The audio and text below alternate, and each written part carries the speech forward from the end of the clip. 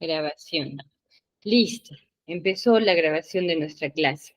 Bueno, hoy nos toca ya la parte final de nuestro curso de legislación laboral y planillas. Básicamente, en esta parte final vemos absolutamente todo lo técnico, ¿no?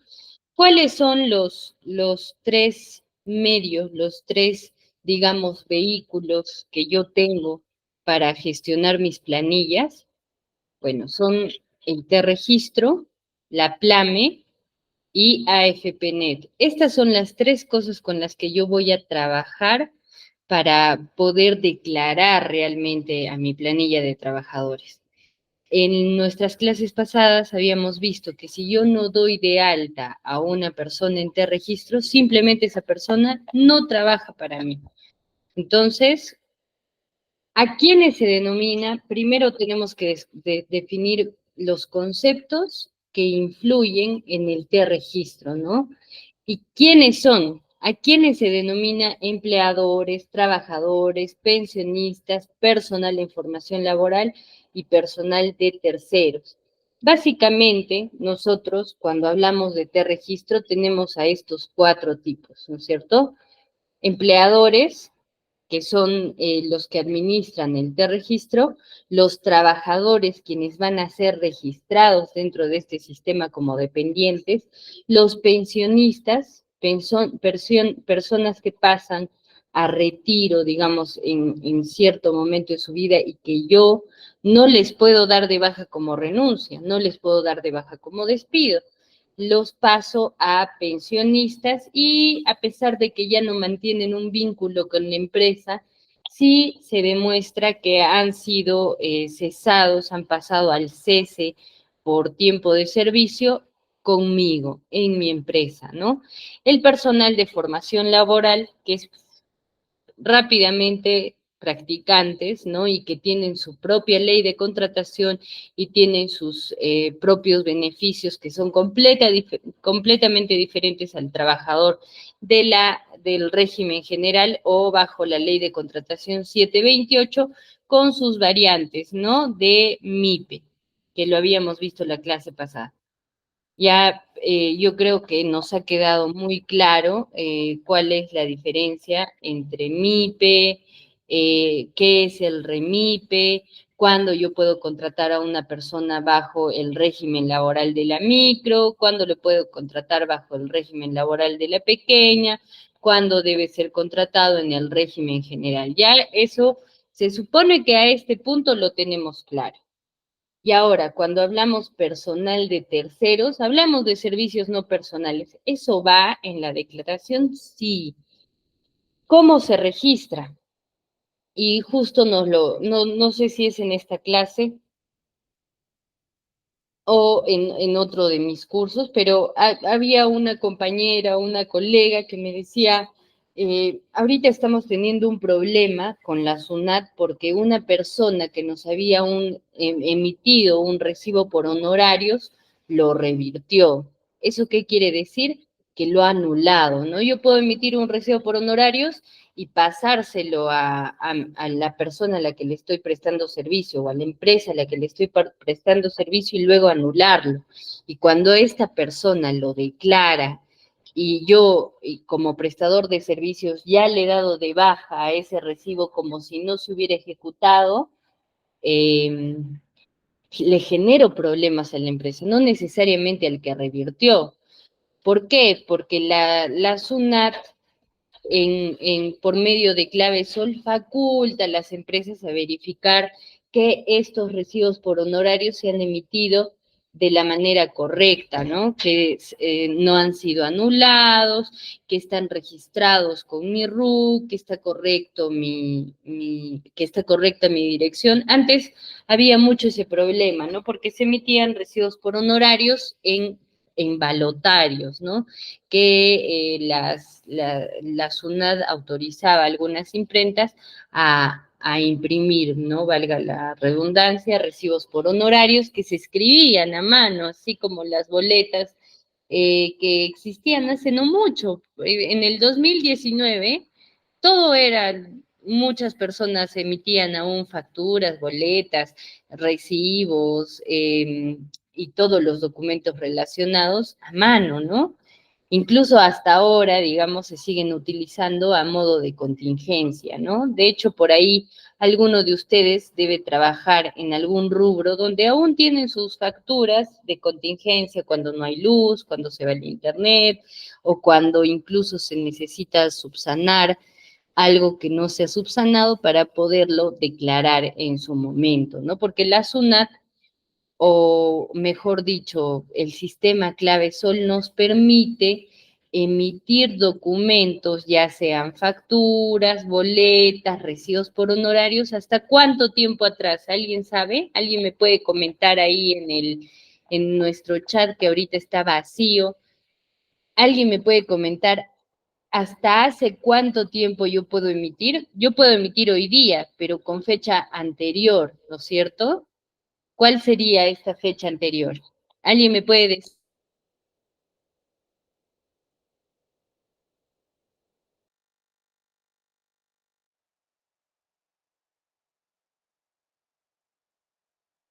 ¿Alguien me puede decir cuánto tiempo hasta hace, cuánto tiempo atrás yo puedo emitir un recibo por honorarios? ¿Hasta hace 10 días, hasta hace 20 días, hasta el primero del mes corriente? ¿Quién me puede decir? ¿Nadie tiene esta noción? Exacto, muchas gracias, Carolina. Hasta hace 3 días. Yo puedo emitir un recibo por honorarios del 18, del 17 máximo, pero no más allá. Entonces, aún para eso sirven incluso los recibos por honorarios que son a mano, ¿no? Ahora son tomados como contingencia y pueden ser declarados en su momento, ¿no? En mi declaración mensual. Entonces, ya conocemos todas estas diferencias, ya sabemos exactamente a qué se refiere, ya sabemos cuáles son sus beneficios, ya sabemos cómo se los registra, etcétera. Ahora vamos a definir exactamente qué significa el concepto de empleador para la SUNAT, ¿no? ¿Por qué? Porque es importante conocerlo y conocer todas sus variables, ¿no? Porque no existe un único tipo de empleador. Entonces, es toda persona natural, empresa unipersonal. ¿Qué es empresa unipersonal? Las que tienen EIRL. Esa es una empresa unipersonal, que solo una persona se hace cargo de absolutamente todo lo que la conlleva, incluso en procesos administrativos, ¿no es cierto? Persona jurídica, sociedad irregular o de hecho cooperativa de trabajadores, institución privada, entidad del sector público que también tiene su acceso a registro o cualquier otro ente colectivo que remunere a cambio de un servicio prestado bajo relación de subordinación. Es muy importante que nosotros resaltemos este punto, ¿no? El tema de la subordinación es lo que relaciona a un empleador con un trabajador. No que tenga o no tenga contrato, no que yo le haya hecho un contrato por servicio de locación, por locación de servicios, no que me emita recibo por honorarios, no. Mientras existe una relación de subordinación, estamos hablando de un empleador y un empleado, ¿no? Adicionalmente, abarca aquellos que, uno, paguen pensiones de jubilación, cesantía, invalidez o sobrevivencia u otra pensión. Dos, contraten a un personal en formación laboral, quiere decir, vale decir, a un practicante, ¿no? Tres, realice aportes a e-salud por las personas incorporadas como aseguradas regulares al régimen contributivo de la seguridad social en salud, tales como pescadores, procesadores artesanales independientes. ¿Qué pasa en estos casos, por ejemplo, de los pescadores o los procesadores artesanales independientes? A pesar de que ellos no tienen una relación de subordinación, tienen cooperativas por medio de las cuales ellas pueden solicitar seguridad, perdón, salud social, ¿no? Vale decir, salud. Entonces, de eso estamos hablando, ¿no? No necesariamente se trata de un empleador, una persona que necesariamente lucra con el desempeño de otras personas, ¿no? Porque esto es un empleador. Gracias a mi desempeño, la empresa puede lucrar, ¿no? Ya sea, por ejemplo, yo les pongo así un ejemplo rapidito, cuando hablamos de estudios contables, ¿no es cierto? Ya, un estudio contable tiene en subordinación varios contadores y gracias al servicio de estos contadores, esta empresa puede ofrecer un servicio a muchas otras empresas. No pasa lo mismo con la situación de los pescadores y procesadores artesanales, pues son ellos quienes se afilian voluntariamente, pero para ello tienen que crear una persona jurídica que pueda representarlos ante el T-Registro. No necesariamente hablamos de relaciones de contraprestación, ¿no? Reciben por destaque o desplazamiento los servicios de personal de terceros. Ya hemos hablado del personal de terceros, ¿no? De los servicios no personales.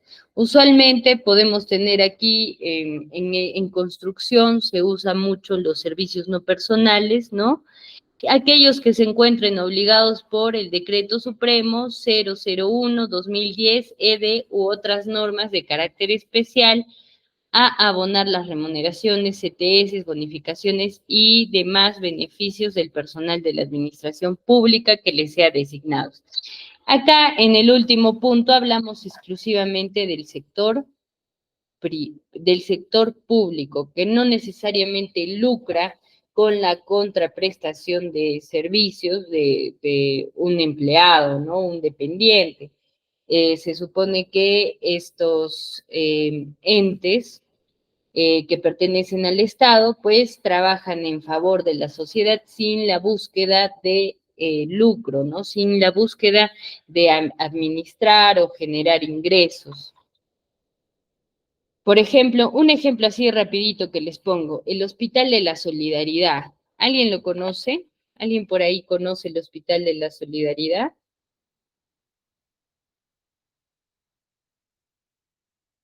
¿Nadie? ¿Nunca se han hecho atender en el Hospital de la Solidaridad en Lima? Hay varios que pertenecen precisamente al gobierno regional, ¿no? De Lima.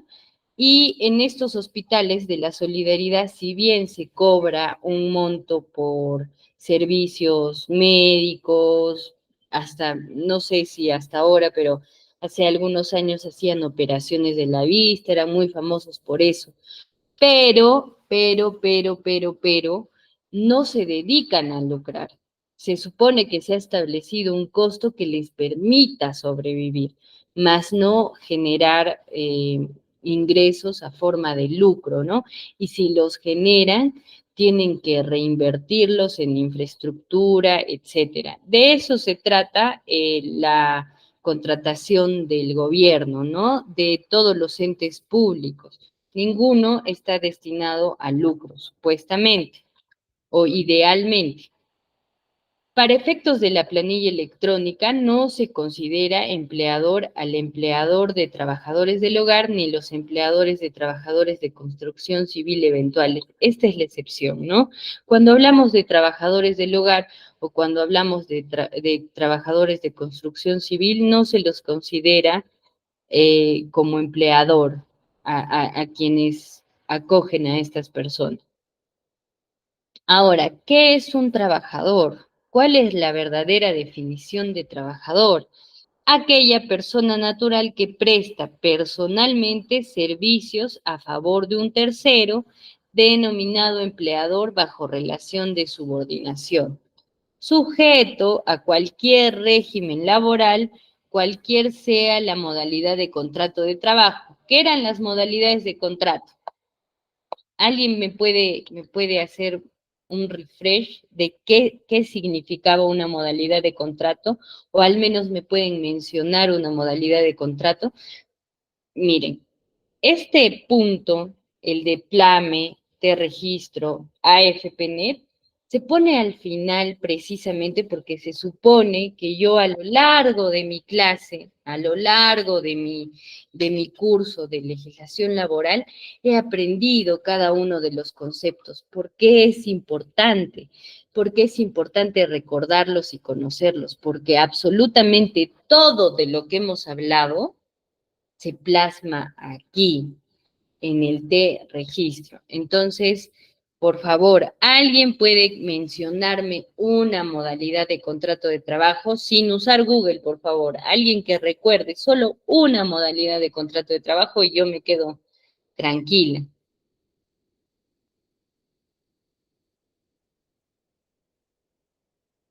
A ver, por ahí Carolina que participó, vamos a mencionar, porque necesito asegurarme de que han estado pendientes y saben que es una modalidad de contrato. A ver, Carolina ya participó. Vamos a Ángela Gabriela, ¿está? Plazo fijo, Carlos Lozada. Exacto. Muchas gracias, Carolina. Carlos, un contrato a plazo fijo, me imagino que te refieres a plazo indeterminado, ¿no? Pero es muy importante que nosotros sepamos y conozcamos la nomenclatura. Contrato a plazo indeterminado, Carlos. Muchas gracias por tu participación. Y Carolina, exacto. Contrato por necesidades del mercado, ¿no? Teníamos tres tipos de contratación. El de inicio, que puede ser por necesidades del mercado, por inicio o incremento de actividad, ¿no? Luego tenemos los limitados, ¿no? Que son obra o servicio específico, por suplencia, ¿no? ¿Cuántas modalidades tenemos de contratos? Ya lo habíamos visto, por favor, repásenlo en sus diapositivas, porque es importante, porque yo lo voy a tener que buscar como un ítem dentro del T-registro. Si yo no sé cuáles son las modalidades de trabajo, no voy a poder hacer mi registro correctamente porque fácilmente me puedo confundir, ¿no? Y acá también vemos uno es la modalidad de contrato. Y lamentablemente en el T-registro existe esto, ¿no? ¿Bajo qué régimen estás contratando a la persona? Lo más común, ¿no? Ley 728, listo, lo pones. ¿Y cuál es la modalidad de contrato? Y ahí también te aparece Ley 728. ¿A qué hace referencia esto? ¿Son lo mismo? No. Quiere decir, si yo pongo Ley 728 en el primer ítem, en el régimen, quiere decir que yo brindo los beneficios completos, ¿no? 30 días de vacaciones, 14 sueldos al año, CTS al 50%, todos los beneficios del régimen general. Por otra parte, si yo pongo contrato, modalidad de contrato, ley 728, ¿qué quiero decir? Que es un contrato a plazo indeterminado. No quiere decir absolutamente nada de los beneficios. Y acá les puede sonar confuso si ustedes no conocen bien cuáles son las nomenclaturas. Entonces es muy importante y ahorita vamos a ver un poco acerca de nuestro registro, ¿no? Sí, para mí es importante tomarme un tiempo especial en esto porque esa es la idea, ¿no? Yo estoy haciendo este curso para poder ir a mi trabajo y decir, mire, jefe, eh, sé que estoy como asistente contable, me gustaría asumir algunas funciones más, he llevado un curso, aquí está mi certificado de legislación laboral y ya me puedo encargar de la administración del T-registro y de la planta. Ya sé calcular los hitos de quinta y cuarta categoría respectivamente, sé cómo se hace la devolución de retenciones, sé en qué caso se solicita y hablar con propiedad. Pero si yo hago mi curso y no me certifico y no tengo claras las nomenclaturas, no tengo mucha base, entonces para mí sí es muy importante tomarme un tiempo para que ustedes me digan, María José, tiene razón, ya sé, ya me acuerdo a qué hace referencia. Y repasen, por favor, repasen el material, que es lo mejor que podemos hacer. Listo, entonces habíamos dicho que se denomina empleador a quien contrata bajo relación de subordinación un sujeto a cualquier régimen laboral. Puede ser 728, puede ser microempresa, puede ser pequeña empresa, puede ser régimen laboral minero, etcétera, ¿no? Y la modalidad de contrato a tiempo indeterminado, contrato por inicio de actividades, contrato por obra o servicio específico, entre otros, por suplencia, etcétera, ¿no? En el caso del sector público, abarca a todo trabajador, servidor o funcionario público bajo cualquier régimen laboral, usualmente es el 728, en cualquiera de los regímenes laborales reconocidos por el ordenamiento jurídico nacional. Está también comprendido en la presente definición el socio trabajador de una cooperativa de trabajadores.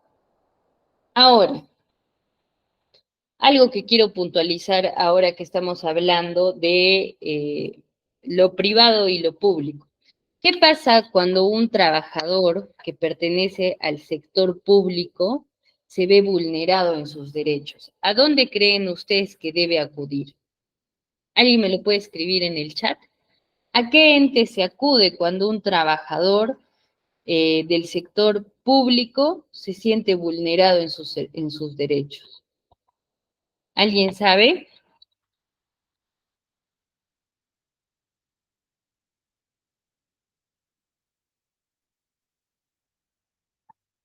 A ver, nadie todavía responde. A Sunafil, dirán muchos, ¿no? Eso, Sunafil. Pues no.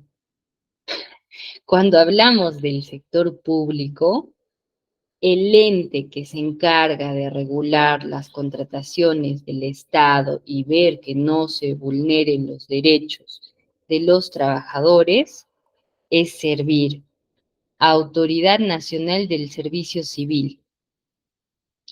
Les voy a leer rapidito su misión, ¿ok? Nuestra misión es fortalecer a las personas que laboran en las entidades públicas de manera integral y continua para que se brinde un mejor servicio a la ciudadanía.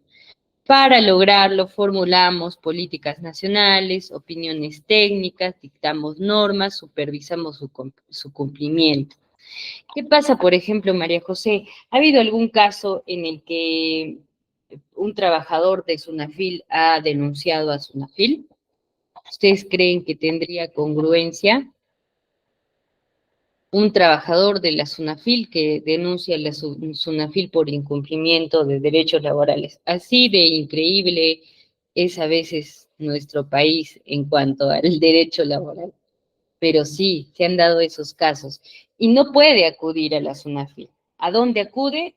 A Servir. ¿Dónde pide la fiscalización? En Servir. ¿Dónde solicita que se le respeten sus derechos laborales?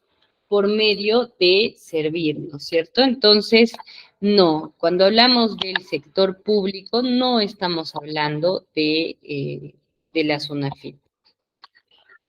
Ahora, continuamos a ver. ¿Qué es un pensionista? ¿Qué define un pensionista? Es una persona natural que percibe pensión de jubilación, cesantía, invalidez, invalidez y sobrevivencia u otra pensión, cualquiera fuera el régimen legal al cual se encuentre sujeto y sean asegurados regulares a salud. Obviamente, ¿por qué se registra a los pensionistas si ya no van a tener una relación de dependencia conmigo? Si ya no van a tener una relación de dependencia con mi empresa, porque los pensionistas continúan teniendo un seguro social. Y es ahí donde se registra a una persona que tiene su permanencia en salud, ¿no? Es esa la importancia, ese es el motivo por el que yo tengo que seguir registrando, digamos, al personal cesado dentro de mi T-registro, con la finalidad de que aún puedan disfrutar de su seguro de salud.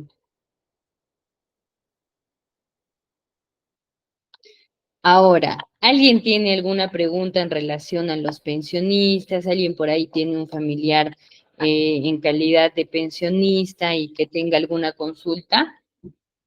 Para pasar a la siguiente. Ok, entiendo que no.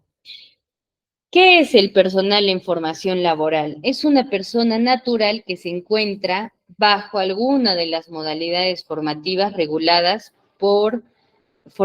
laborales reguladas por la Ley 28518 o cualquier otra ley especial. Asimismo, comprende a las personas que se encuentren bajo la modalidad de CESIGRA.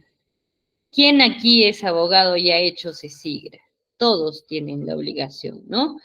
Personal de terceros. Por eso yo no sé si alguno de ustedes ha participado de alguno de mis cursos de reclutamiento y selección de personal, y yo les comentaba, ¿no? Que muchas empresas optaban por contratar personal, practicantes, para aperturar una nueva área. Ya no tenemos marketing, es usualmente el área con el que más hacen este tipo de cosas.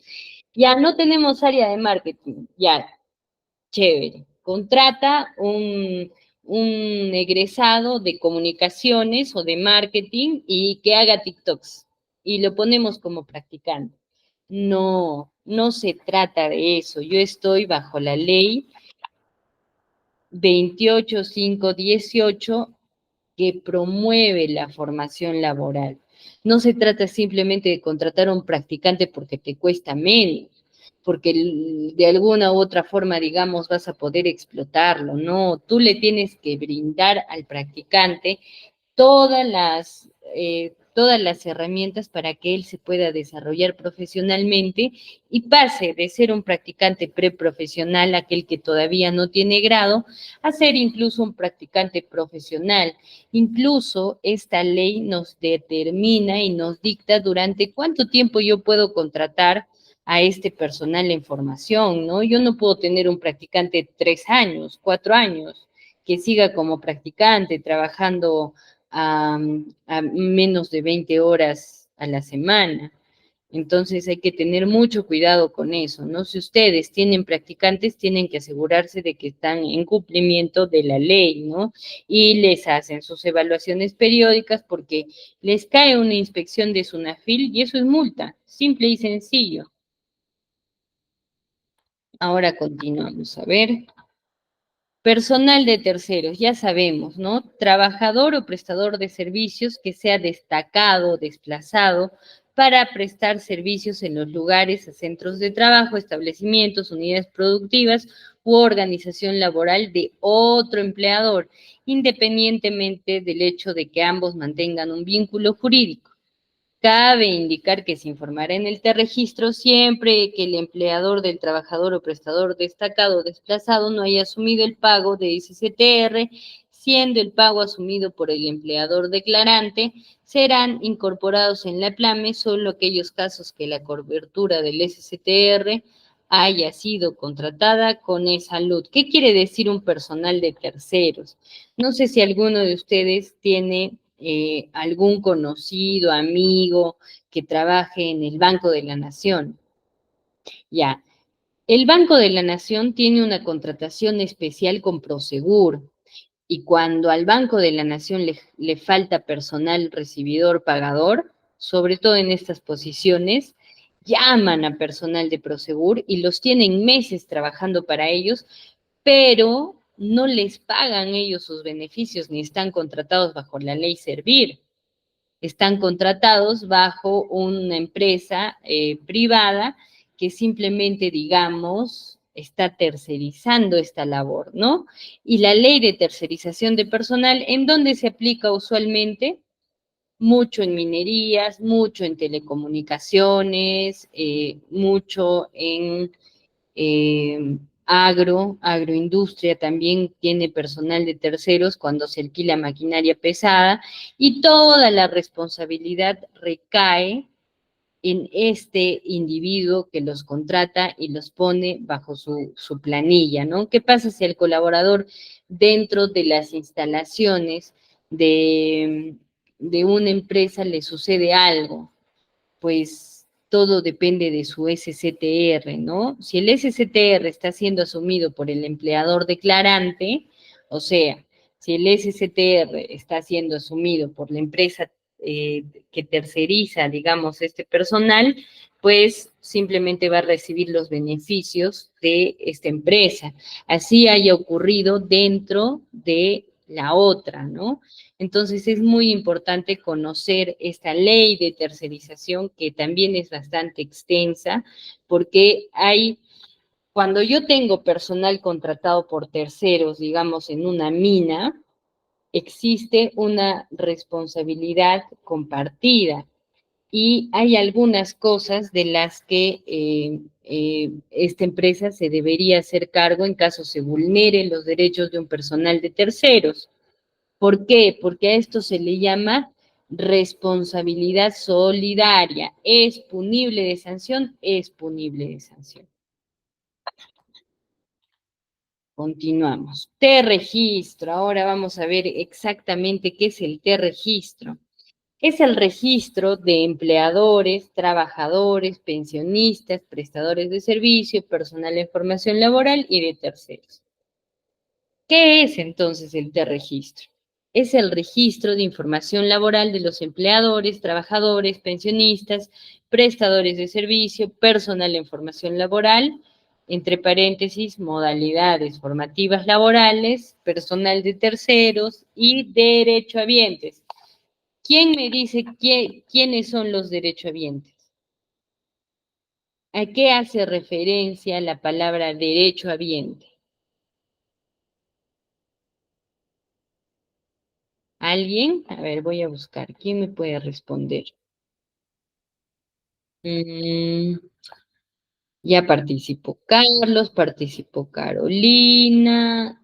A ver, Evelyn. Evelyn, ¿me escuchas? No es necesario que abras tu micrófono, solo escribe. ¿Qué significa derechohabiente? A ver, vamos a buscar otra persona que nos pueda decir. Ah, muy bien. Exacto. Muchas gracias, Evelyn. Muchas gracias por estar atenta y muchas gracias porque se nota que también o vienes de una escuela o has estado atenta a nuestras clases, ¿no? Evelyn nos dice, un derecho habiente es familiares del trabajador, pensionistas u otro asegurado regular a salud. En realidad está bien hasta la primera parte.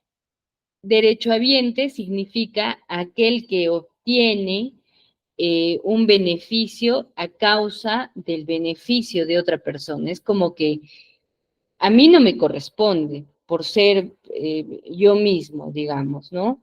No me corresponde, pero, como mi esposo o mi conviviente con quien tengo unión de hecho está trabajando, también puedo beneficiarme de su seguro social de salud. En el caso de los pensionistas, incluso también tenemos pensionistas derechohabientes, es cierto, pero tenemos derechohabiente titular y derechohabiente, perdón, tenemos asegurado titular y asegurado derechohabiente, y esta es una diferencia que hacen mucho en salud. Yo no sé si alguna vez ustedes han estado internados o algún familiar está internado, pero muchas veces cuando se llena la información, las técnicas de enfermería o las enfermeras, incluso los doctores, cuando llenan y registran información, siempre tienen muy destacado quién es derechohabiente y quién es titular. Es completamente diferente la tratativa. Comprende información de carácter laboral, de seguridad social. ¿Por qué de carácter laboral? Porque nos dice el modo de su contrato, el régimen, qué seguro social tiene, si tiene seguro social de salud público o tiene EPS y otros datos relevantes sobre el tipo de ingresos de los registrados. Este es el primer componente de la planilla electrónica, ¿no es cierto? Ahora continuamos. ¿Qué es la PLAME entonces? Ya hemos hablado exclusivamente de qué es el T-registro. Ahora quiero saber qué es la PLAME. La PLAME es la planilla mensual. Es el segundo componente de la planilla electrónica que comprende información de los ingresos de los sujetos inscritos en el T-registro y en el PLAME, los días laborados, no laborados, horas ordinarias, sobre tiempo, los ingresos de los prestadores que obtienen rentas de cuarta categoría, así como información correspondiente a la base de cálculo, la determinación de los conceptos tributarios y no tributarios, cuya recaudación le haya sido encargada a la SUNAT. La PLAME deberá presentarse mensualmente conforme el cronograma de SUNAT. Aquí en la PLAME también se registra a personal de servicios no personales que otorgan recibo por honorarios, sí, aquí también se declara. ¿Por qué? Porque ellos también brindan sus tributos, así como el personal dependiente que supera la retención de la quinta categoría.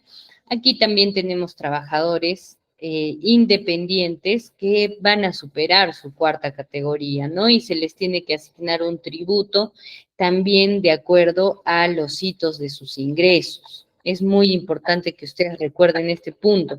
Si bien es cierto, existe una diferencia abismal entre un trabajador dependiente y un independiente, ¿en qué confluyen? En los tributos que van a ser destinados a la SUNAT. ¿Dónde se declaran esos tributos? En la PLAME, ¿no? Y es aquí que nosotros muchas veces también podemos recordar el tema de las retenciones. Estoy segura de que por acá hay algún contador o alguien que se dedique a la contabilidad, ya sea técnica, profesional, etcétera, y nos pueda por ahí contar qué es una retención. ¿Alguien sabe qué es una retención?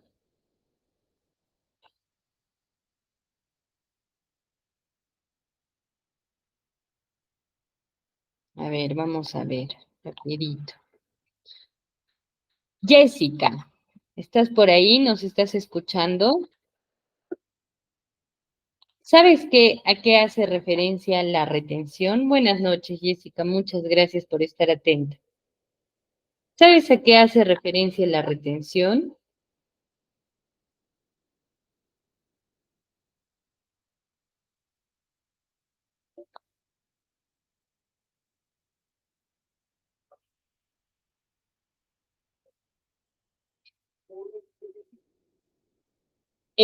La retención hace más referencia a la emisión de un servicio o producto, la venta de un servicio o producto que supera una cantidad de dinero.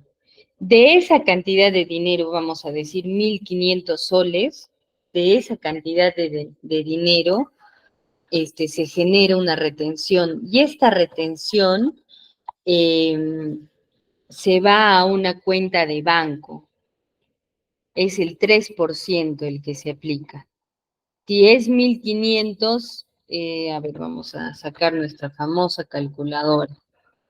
Si es 1.500, digamos, 1.500 es mi venta, ¿no es cierto? 45 soles.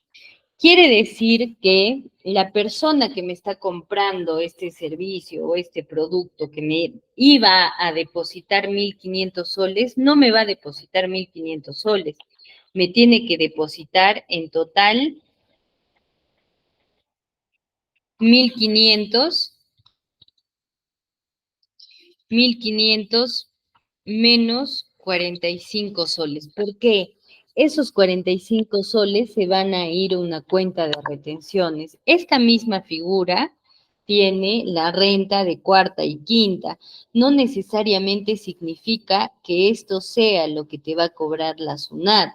No, no quiere decir eso. Significa que te pide que provisiones, ¿no? Que llegado el momento en el que a la SUNAT le toque cobrarte por sus tributos, tú tengas ese monto, tengas ese dinero guardado, al menos el 3% de todo lo que has vendido en el año para que la SUNAT pueda cobrarlo. Ahora, ¿qué pasa si se provisiona más de lo que se debería? Ahí vamos y hablamos de la devolución de las rentas de cuarta, quinta y también se devuelven las retenciones. Claro, y cuando se genere la FT, se tiene que hacer el descuento del 3%. Sí, cuando se genera la factura, se hace ese descuento del 3% y se va a nuestra cuenta de retenciones. Entonces, es importante, a pesar de que es confuso, lamentablemente desde el área de recursos humanos, desde el área que tiene que ver netamente con legislación laboral, nosotros tenemos que tener clarísimos los conceptos de retenciones. ¿Por qué? ¿Por qué les digo esto? Porque ustedes están desde el otro lado. Se supone que ustedes están en la administración de la planilla electrónica. Y este 3% de retenciones que se asemeja muchísimo a las rentas de quinta y cuarta, sirve para pagar beneficios sociales. Incluso yo puedo pagar salud con las retenciones que me obliga la SUNAT a depositar a mi cuenta de detracción. Así se llama la cuenta que se obliga a abrir en el Banco de la Nación y a la que no tengo acceso. Ojo, yo soy el dueño de esa cuenta. Yo soy el dueño del dinero que está ahí, pero yo no tengo acceso a ese dinero. Yo no puedo ir con una tarjeta y sacar 50 soles. Es un dinero del que tiene administración total la SUNAT. ¿Ok? Entonces, ¿qué es la planilla electrónica? La PLAME es la que deberá contener la información establecida en la RM número 121-2011-TR o norma que la sustituya o modifique. Retenciones del impuesto a la renta de quinta categoría, ahí se genera. Retenciones del impuesto a la renta de cuarta categoría, ahí se genera. Información de los prestadores de servicios de renta de cuarta categoría pagadas o puestas a disposición, aun cuando el empleador no tenga obligación de efectuar retenciones por dichas rentas. Por ejemplo, ¿qué pasa cuando se emiten recibos por honorarios, cuando se emiten facturas o cuando se emiten comprobantes de pago como boletas? Digamos, yo, María José, le vendo a Jessica verduras, ¿ya? Yo le vendo a Jessica verduras. Y yo emito facturas para poder tener varios clientes y que mis clientes puedan declarar mis facturas. Pero nunca, como yo vendo verduras y siempre me pagan en efectivo, sea que se supere o no se supere el monto, digamos, el monto de bancarización, porque estamos hablando de un producto de primera necesidad, ¿no es cierto? Entonces, todos mis clientes me pagan en efectivo y yo les emito sus facturas, pero no declaro. Yo les emito los comprobantes, pero nunca pago mis tributos. ¿Qué va a pasar? Ahí la SUNAT le va a mandar una notificación a la persona con la que yo, María José, o sea, en este caso a Jessica, le va a decir, Jessica, María José no me está pagando los tributos de las facturas que te he emitido, así que yo lo voy a descontar de tus retenciones.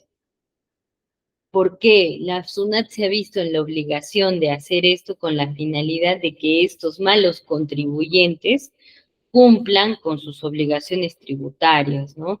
Entonces, es muy importante que nosotros tengamos claros estos conceptos porque a pesar de que no necesariamente los vemos directamente, siempre nos afectan, ¿no? Yo me provisiono para pagar con mis detracciones, con mi retención del 3%, eh, mi seguro social de todos mis trabajadores, y resulta que la SUNAT ya me lo retuvo porque un proveedor mío no le está pagando por sus tributos. Entonces es importante que ustedes conozcan todas estas contingencias, digamos, que se pueden presentar alrededor de la PLAME.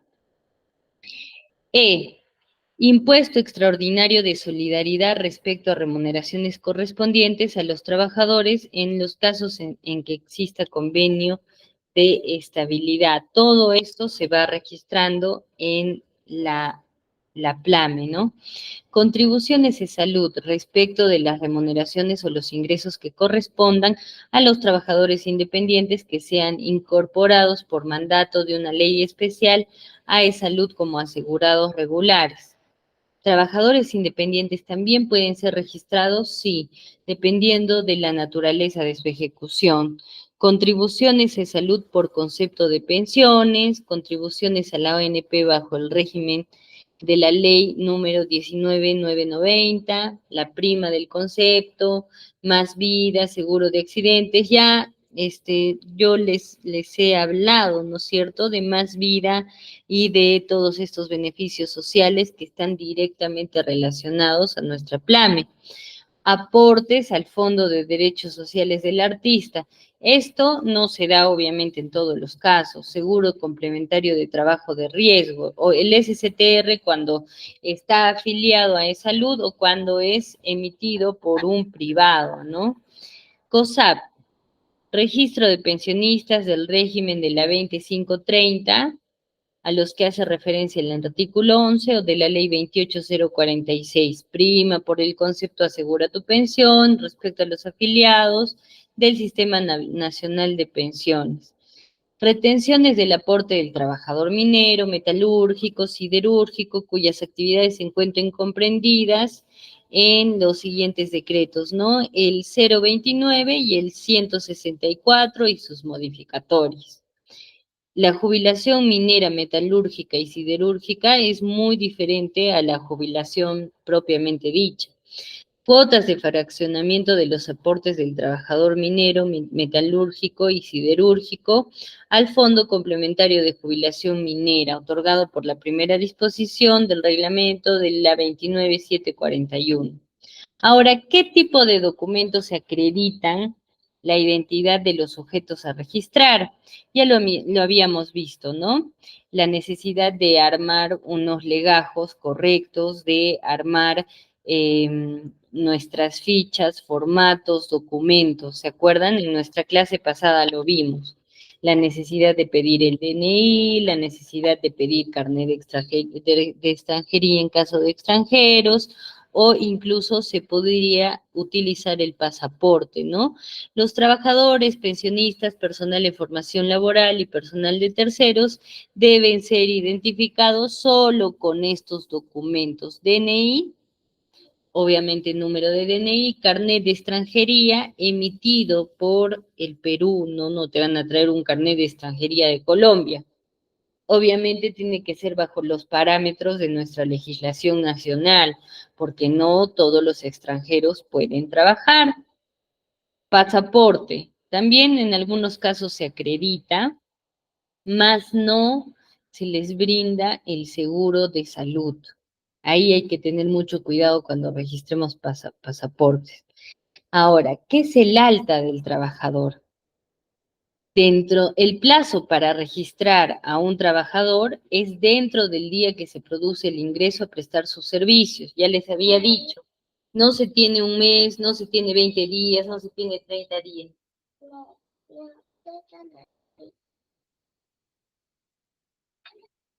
Perdón por la interrupción. Alta del personal en formación laboral, alta del personal de terceros y alta de pensionistas. Todo se tiene que hacer desde el primer día que se produce el ingreso a prestar servicios. Muchos me dicen, María José, pero yo le paso mis altas al contador para que él las registre a fin de mes, porque hay plazo hasta el 5, 6, hasta, incluso hasta la declaración. No es lo correcto, están equivocados. Así la persona aún no haya seleccionado su régimen pensionario, ahí tienen la opción de buscar. El trabajador aún no ha seleccionado régimen pensionario y eso se supone que está a cargo a regularizar, ¿no es cierto? Ahora, los pensionistas deben ser ingresados dentro del primer día hábil del mes siguiente a aquel en el que se pagó o puso a disposición la primera pensión afecta, sea provisional o definitiva. Acá, en el caso de los pensionistas, tenemos una excepción, ¿no? ¿Por qué? Porque la pensión debe ser admitida. Sin embargo, con la finalidad de no retrasar el proceso, tenemos todo un mes para registrar a nuestros pensionistas. Modificación, actualización de datos, para ello hay 5 días hábiles de la fecha de ocurrencia del evento o haber tomado conocimiento. ¿A qué hace referencia esto? ¿Qué pasa si sé que mi colaborador ha cambiado de dirección? Lo tengo que registrar en el T-registro. Si ha cambiado de número de teléfono, igual. ¿Cuánto tiempo tengo? 5 días hábiles. ¿Qué pasa si el trabajador no tenía hijos y luego ya los tiene? Pues los tengo que registrar también en ese mismo periodo. Baja. ¿Cuándo se hace la baja? Al día siguiente de la fecha del término de la prestación de servicios. La suspensión o el fin de la condición de pensionista. El fin de la obligación de realizar aportes a salud según corresponde. Ahora, alta en registro, el día hábil siguiente a la prestación de servicios. Modificación o actualización de datos. Dentro de 15 días calendario, esto es en relación a, si no me equivoco, personal extranjero. Siguientes a la fecha en la que se produjo modificación o actualización. Baja. Solo en aquellos casos que sea solicitario se entregará la constancia en el término de 2 días calendarios siguientes a la presentación de la solicitud. Casos en que deberá proceder a realizar el alta. ¿En qué casos se da un alta en registro? Vínculos que se hayan iniciado durante el mes de julio del 2011, siempre que el vínculo se mantenga vigente. Esta es la ley que determinó que se utilizara el T-registro. El empleador se encuentra omiso del PDT planilla electrónica. Ya no existen empleadores que se encuentren omisos, ¿no es cierto? Empleador que hubiera presentado planilla electrónica en el formulario 0601 por los periodos, todos son del 2011, fecha en la que se implementó, por cierto, la PLAME, ¿no? Vínculos que no hayan sido considerados por la SUNAT como parte de la carga inicial por presentar errores. Estos son supuestos en los que se basaba la implementación del T-registro. Ahora, en la opción de registro de trabajo, pensión, personal en formación, personal de terceros, el empleador contará con el siguiente menú. Ya les había hablado del T-registro. Tenemos 3 opciones. El registro individual, a través del cual se realizará el alta y baja de los trabajadores, pensionistas, personal en formación laboral, terceros, de forma manual, de 1 a 1, así como la modificación de sus datos. Tú entras y pones nuevo. Registro individual, nuevo. Pone su DNI, lo escribes, pone su fecha de nacimiento, pone su número de teléfono, pero también tienes la opción de la carga masiva y a través de esta opción se realiza el alta y baja de los trabajadores, pensionistas, personal en formación laboral y personal de terceros mediante la importación de archivos. ¿Qué tipo de archivos se cargan en el menú Sol? ¿Quién me dice? A ver, rapidito, vamos a buscar a alguien. Sandra del Socorro. ¿Estás por ahí, Sandra? Buenas noches. Sí. Buenas noches, Sandra. ¿Sabes qué tipo de archivos, qué extensión de archivos se registran dentro de la plataforma Sol de SUNAT?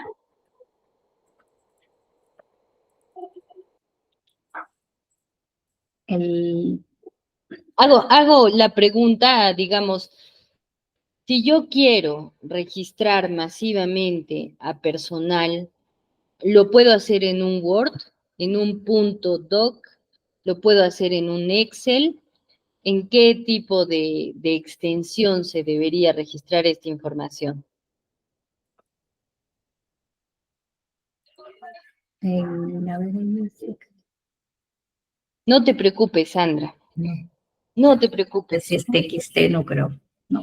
En zip, porque las descargas se hacen en zip, pero Ya, mira, estás bastante cerca. La extensión por medio de la cual nosotros registramos es un XML. Es la misma extensión por medio de la cual se emiten las facturas. Así como yo tengo un PDF, también ajá, tengo un XML y para que sea compatible con el sistema SOL de SUNAT, yo tengo que usar o un XML o un TXT. Así que muy bien, Sandra, muchas gracias. ajá. Perfecto, entonces hablábamos de la carga masiva, ¿no? A través de esta opción se realizará el alta, baja de los trabajadores. Esta opción ha sido desarrollada para facilitar el ingreso de la información a empleadores que requieran presentar grandes volúmenes de información. Si ya tú superas las 30 cargas en un mes, digamos, ya tienes que utilizar el, el medio de la carga masiva, ¿no? Cabe indicar que con el fin de optimizar el proceso de carga masiva, el empleador deberá elaborar sus estructuras y luego procederá a validar sus archivos en el PBST registro, disponible en página web. De no existir errores, se carga en carga masiva. Si el aplicativo le retorna errores, verifique la descripción de estos en el manual de uso. Obviamente todos los datos deben ser congruentes, ¿no es cierto? Consultas y reportes. Sobre este punto de carga masiva, ustedes pueden buscar en Google, en Internet, un TXT en el que puedan registrar eh, su carga masiva a T-registro, ¿no? ¿Por qué? Porque hay planillas ya elaboradas, plantillas con los datos, para que ustedes simplemente puedan registrar la información. Ahora, consultas y reportes. Aquí es donde se verifica el histórico del T-registro, ¿no?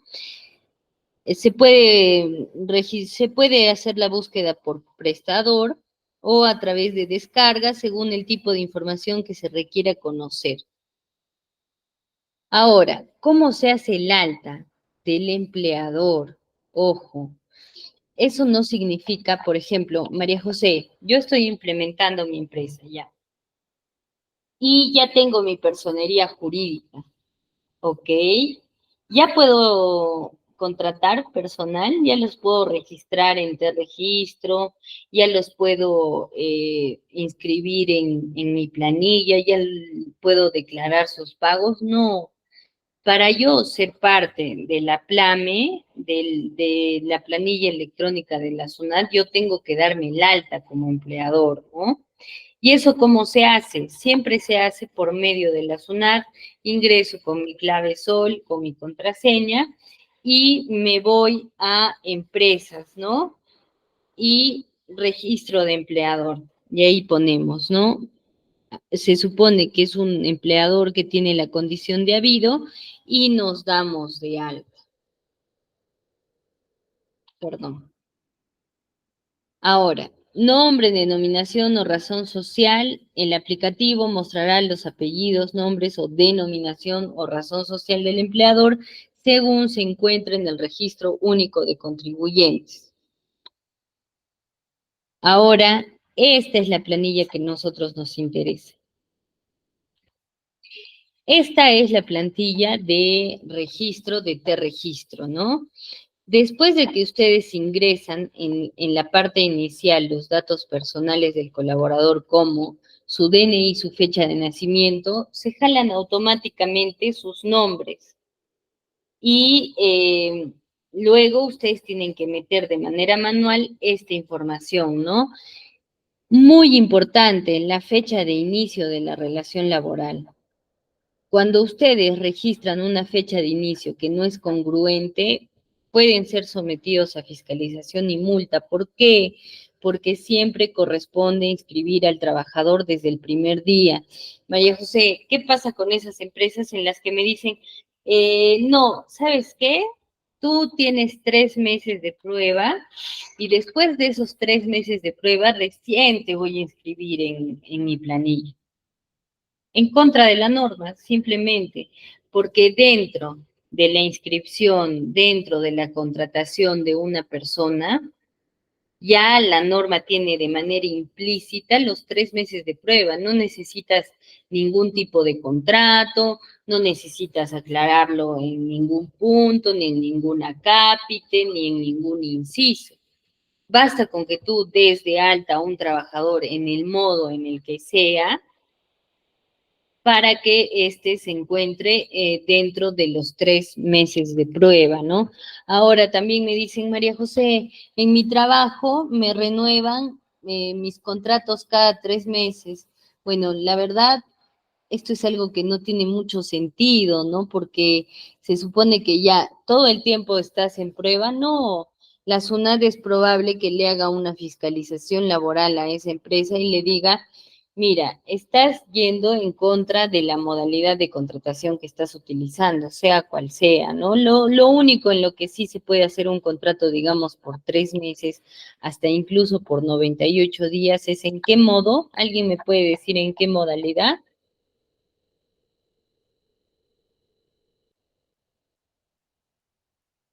¿Alguien por ahí tiene idea? Bueno, la modalidad en la que se puede registrar una contratación solo por 3 meses es la de suplencia, ¿no? Sobre todo cuando hablamos de suplencias por maternidad. No se puede extender más la contratación. Tiene un límite que está basado en el descanso médico de mi trabajadora. Ahora, ¿hay suplencias más largas? Sí.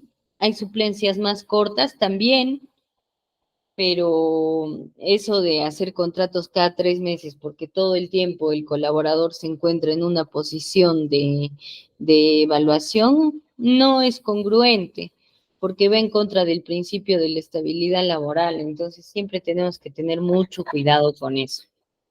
Ya. Luego, acá nosotros en esta parte ponemos fecha de fin. Esto no lo vamos a llenar, obviamente, no le vamos a poner una fecha de fin. Ya su contrato acaba el 31 de diciembre, le pongo ahí 31 de diciembre. No, tengo que esperar a que se dé la relación, la baja laboral, ¿no? ¿Y por qué? Porque tengo que detallar el motivo. Si bien es cierto, el colaborador puede terminar su contrato el 31 de diciembre, puede renunciar mucho antes o puede ser despedido, ¿no? Por una cuestión de faltas al reglamento interno, o qué sé yo, tantas razones que hay.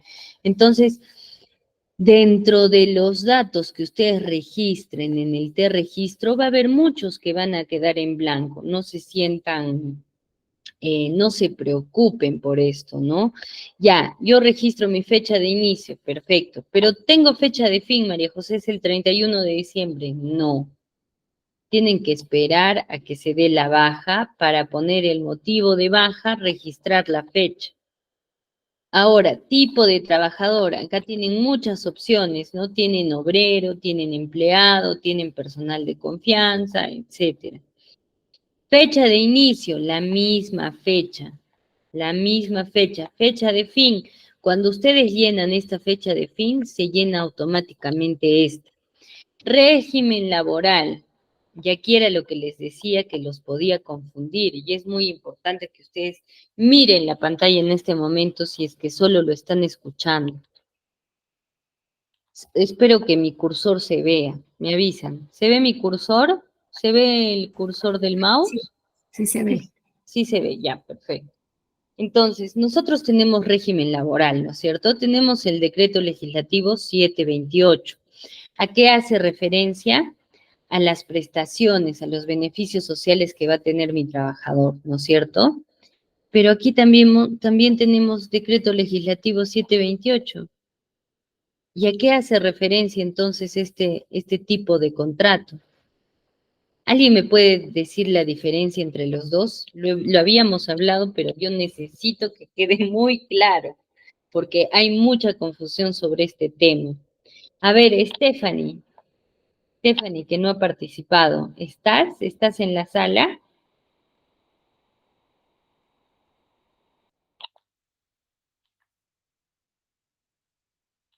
Stephanie no está. Susan Romero. Susan, ¿estás? Ahí hay varias personas que no he escuchado. Y a ver, Gloria. Gloria Viviana Ramírez. ¿Estás, Gloria? No recuerdo la diferencia. Perfecto, Stephanie, no te preocupes, es mejor que me lo comentes a, a no poner nada, ¿no? No decir nada. Es mucho mejor. Gloria, ¿estás por ahí? Necesito saber que alguien recuerda. Ok, perfecto, Gloria, te estoy leyendo. ¿Recuerdas cuál es la diferencia entre régimen laboral y tipo de contrato? Porque ahorita estamos viendo en nuestra pantalla que son lo mismo, ¿no es cierto? Acá tengo decreto legislativo 728 y por otro lado acá tengo decreto legislativo 728. ¿Cuál es la diferencia?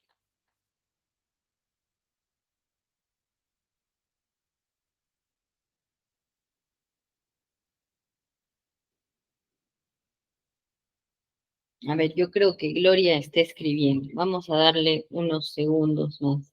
Vamos a darle 10 segundos más.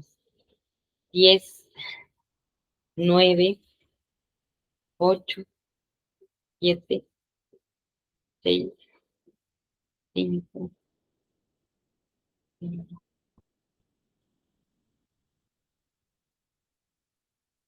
Ok, Gloria, muchas gracias, muchas gracias. A ver, les voy a explicar nuevamente. Habíamos dicho nosotros que tenemos el decreto legislativo 728 como régimen laboral y otros regímenes como microempresa, pequeña empresa, ¿no es cierto? Y ahí hablamos del REMIPE, del registro de la micro y pequeña empresa. Ya, cuando yo tengo un régimen laboral, acá en esta pestañita, yo le doy hacia abajo y me aparece Decreto Legislativo 728, microempresa y pequeña empresa, y otros modos, pero estos son los más comunes, ¿no es cierto? Yo puedo poner, digamos, régimen laboral, microempresa, y sin embargo, en el tipo de contrato también le puedo poner decreto legislativo 728. ¿Por qué? Porque significa que a pesar de pertenecer a una microempresa y tener los beneficios de una microempresa, esta persona está en un contrato a plazo indeterminado. ¿Qué quiere decir? Que tiene 3 meses de prueba y a partir del 4 mes llega a cierta estabilidad laboral, ¿no? Para retirar a esta persona tiene que haber sanciones, problemas de productividad y demostrados, ¿no? Porque tiene estabilidad laboral. No necesariamente porque acá pongo decreto legislativo 728, acá también tengo que hacerlo. No, acá yo puedo poner decreto legislativo 728 y acá en el tipo de contrato puedo poner por inicio o incremento de actividad o contrato por obra o servicio específico, pero quiere decir que recibe sus beneficios al 100%, ¿no? 30 días de vacaciones, 14 salarios al año, CTS al 50%, etcétera. ¿Me entienden? Entonces, tengamos mucho cuidado con estas dos cositas, régimen laboral y tipo de contrato. No porque en uno ponga 728, en el otro también tengo que hacerlo. No, depende. Si yo estoy en Remipe, puedo poner acá arriba, porque acá no van a encontrar esas opciones. Acá arriba pongo microempresa, pequeña empresa, decreto legislativo 728, y acá abajo tengo plazo indeterminado, contrato por inicio e incremento de actividad, por necesidades del mercado, por obra o servicio, por suplencia y las 9 modalidades que me ofrece la legislación peruana. ¿Ok? Ahora, categoría ocupacional, acá ponemos ejecutivo, dirección, empleado, etcétera, ¿no? Depende de la categoría, quiere decir en qué punto de mi organigrama se encuentra ubicado. Ahora, tipo de pago y periodicidad de ingreso, muy importante. cuando yo pongo tipo de pago y a mí me pagan en una cuenta y yo le pongo en efectivo, está siendo incongruente. Esto tiene carácter de declaración jurada. Si yo pongo cuenta bancaria, acá se me abre un espacio, un cuadradito, para llenar el número de cuenta. ¿Por qué? Porque cuando la SUNAT hace el cruce, digamos, en el caso en el que se levante el secreto bancario por alguna razón, la SUNAT hace un cruce. Ah, ya, siempre le han depositado esta cuenta, entonces en esta cuenta están registrados sus haberes. Ahí está el monto. Si es semanal, pues se pagará semanal. Si es quincenal, pues se pagará quincenal. Y si es mensual, pues debe estar el pago mensual. No pongan quincenal si no pagan quincenal, porque eso les va a generar problemas. No pongan mensual si pagan quincenal, porque también lo mismo. Ahora, cuando nosotros acá tenemos establecimiento, usualmente habla de empresas que tienen más de un local, más de una dependencia. Entonces, esta dependencia adquiere un código, ¿no? 0001, 0002, 0003. Por ejemplo, cadenas de restaurantes. Ahí tenemos una cadena así recontra famosa, ya vamos a decir tanta de Gastón Acurio, ¿no? Tanta del aeropuerto, tanta de la Avenida San Miguel, tanta de la Avenida Metropolitana en Arequipa, tanta de... Entonces, yo tengo una serie de locales, ¿no? ¿Por qué es importante? Porque esto va a estar directamente relacionado a la seguridad social. Ahora, jornada de trabajo máxima, jornada de trabajo atípica y jornada de trabajo a horario nocturno. Esto también tiene que ser registrado. ¿Con qué finalidad? Pues jornada de trabajo máxima significa que yo trabajo 48 horas a la semana. En jornada atípica yo no puedo superar las 144 horas al mes. Eso quiere decir que, por ejemplo, en un régimen 20 por 10 se tiene que descansar sí o sí los domingos, ¿no? Trabajos en horario nocturno, también importantísimo destacar. Situación especial. Acá es donde nosotros determinamos el tema del periodo de prueba. Si yo pongo ninguna y estoy en decreto legislativo 728 y estoy a plazo, perdón, no tiene nada que ver esto, perdónenme. Si yo pongo ninguna y estoy en el tipo de contrato a plazo indeterminado, significa que mi periodo de prueba es ¿cuánto? ¿Quién puede decir? Ya, como ya se nos acabó el tiempo, mi periodo de prueba usual, es 3 meses. Pero, ¿qué pasa si yo le pongo trabajador de confianza? Se extiende el periodo de prueba. ¿Qué quiere decir? Que yo no necesito una justificación para despedir a mi trabajador durante los primeros 6 meses. Y cuando se trata de un trabajador de dirección, quiere decir que yo no necesito ninguna justificación, ni haberle puesto memorándums, ni evaluaciones de desempeño para despedir a mi trabajador durante un año. Entonces es muy importante hacer uso y referencia de nuestro organigrama. Ahora, en cuanto a la discapacidad, también es importante registrarlo. ¿Por qué? Porque hay algunas empresas que tienen que cumplir una cuota de discapacidad. Es usualmente el 3% de discapacidad, ¿no? Si yo tengo 100 personas trabajando en mi empresa, por lo menos 3 deben estar acreditadas por el CONADIS, ¿no? La sindicalización también es importante y obviamente la situación acá es inamovible porque se trata de un personal activo. Ahora, ¿qué es la planilla electrónica? Y ya con esto, lamentablemente, vamos a tener que cerrar porque ya hemos llegado, digamos, a lo máximo de nuestro curso. pero les voy a puntualizar. Ya les he dicho que es la planilla electrónica. Es el documento llevado a través de los medios informáticos desarrollados por la SUNAT, en el que se encuentra la información de los empleadores, trabajadores, pensionistas. Ya sabemos qué es la planilla electrónica, ¿no es cierto? ¿Qué conforma?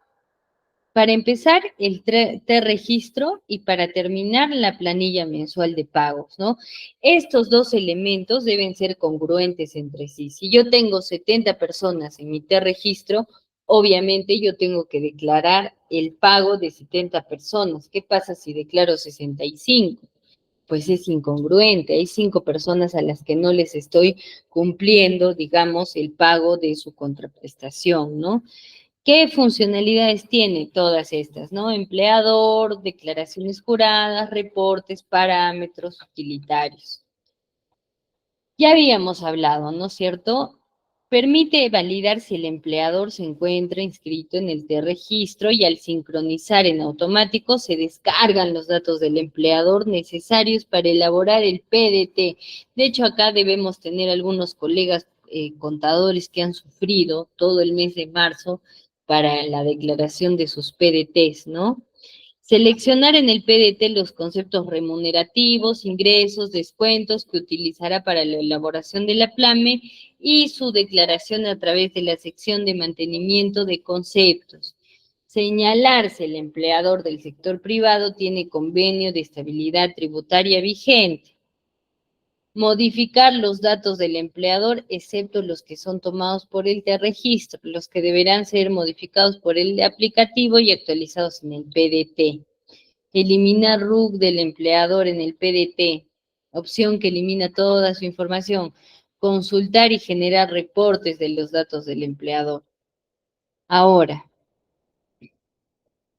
¿cuáles son los datos del empleador en el PDT Plan? ¿Y de dónde vienen? El RUC, la razón social, tipo de empleador, indicador de microempresa inscrita en REMIPE, ahí muy importante, que es lo que habíamos hablado en nuestra otra clase, ¿no? Un compañero nos decía, yo tengo personal con régimen microempresa, pero nosotros no estamos en el REMIPE. Incongruente, estás en contra de la norma. ¿Qué tienes que hacer? Hacer una evaluación de los beneficios sociales que no has otorgado y pagarlos como truncos. ¿Le agrega algún valor? No, pero sí tengo que hacer el cálculo de CTS y gratificaciones como si lo hubiera guardado el trabajador en el banco, ¿no? Así que hay que tener mucho cuidado con registrar a nuestros trabajadores de un modo y que sean, y que estén en realidad en otro régimen. Bueno, sí, Jessica, te leo. Ya. ¿Cuándo se tiene el indicador del aporte de SENATI con empresas del sector metalúrgico, minero y siderúrgico? ¿Por qué? Porque estas empresas pagan una contribución para que siga desarrollándose las actividades de SENATI de formación laboral, ¿no? Nosotros, mira, yo trabajo en minería y ¿en qué nos beneficia? Ya. Senati, para empezar, tiene las normas de calidad, el ISO 9001, el 14001, ¿ok? Y significa que Senati crea trabajadores, mano de obra calificada con cierto estándar de calidad para ciertos sectores, no para todos. Entonces, estos sectores están enumerados. Si tú eres de ese sector, sí o sí tienes que indicar el aporte de Senati. Por ejemplo, ¿quiénes deberían dar su aporte a Senati? Minería, seguramente. Metalmecánicas, seguramente. ¿Por qué? Porque contribuyen a la formación laboral de personal de mano de obra calificada que va a beneficiar a su rubro. Es por eso que Senati, por ejemplo, es tan importante al momento de la contratación de algunas mineras, ¿no? Tenemos tanto a Senati como Texub. Si tú no obtienes tus acreditaciones por medio de una de estas dos empresas en las mineras formales, no te aceptan como prestador de servicios, porque la finalidad es contribuir a estas casas de estudios a que sigan, digamos, en la labor de tener nueva mano de obra calificada, ¿no? En relación a este rubro. A eso hace referencia. Y sí es necesario aportar si estás dentro del rubro. ¿Qué es lo que tienes que hacer? Te vas a Google y buscas. ¿Qué rubros están obligados a pagar el aporte de Senati? Si estás dentro del rubro, tienes que empezar a contribuir. Es como no sé si alguna vez ustedes han visto este meme que habla de Sunat, ¿no? Sunat, ¿sabes cuánto te debo? Sí sé cuánto me debes. Ok, ¿cuánto te debo? No te voy a decir, tienes que averiguar. Pero si me equivoco, te multo. Entonces, es lo mismo, ¿no?